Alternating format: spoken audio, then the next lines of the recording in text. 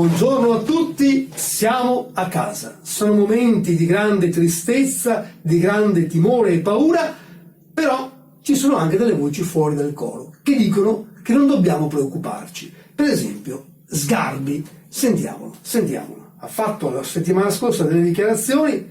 Pronto? Pronto? Sì? Sì. Che cazzo rompi i coglioni a quest'ora? No, sono Corrent, della scossa di Corrent. Che cazzo vuoi? Guarda, fai presto perché dovrei telefonarmi una figa. Vabbè. Ecco, succede sempre così. Aspetti che chiami una figa e telefona un coglione. Vabbè, adesso io volevo sapere se lei conferma le dichiarazioni che ha fatto nei giorni scorsi, secondo le quali non ci dovrebbe essere né timore né paura. Ma quale paura e timore? Il virus c'è solo nelle teste di quelli che non sanno un cazzo. Ecco, questi infondono la psicosi e tutti come capre li ascoltano. Capre!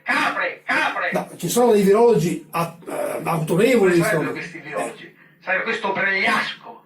Che cazzo è Bregliasco? Insomma. Che cazzo è Burioni? Insomma. Che oltretutto farla con coglioni. Che virus hanno scoperto questi? Il virus del buco del culo. Capre! Ma no, ma il coronavirus, il Allora corona. io conosco solamente Mauro. Mauro e Fabrizio. Ecco, oltretutto Mauro non è pericoloso, anche se quando parla sputa. Fabrizio è un po' inquietante e comunque non sono delle capre. Capre!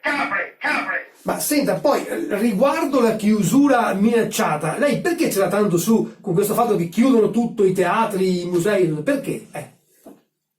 Ecco, guarda, te lo dirò, perché domani io dovevo andare alla mostra di Raffaello, dove notoriamente c'è sempre stato un mare di figa. Tutte quante le fighe che venivano solo per me.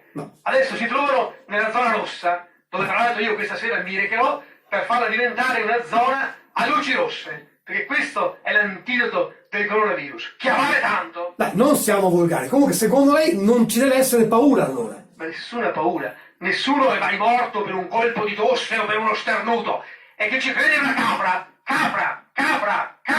Vabbè, insomma, abbiamo la rassicurazione di... Ah, scusi.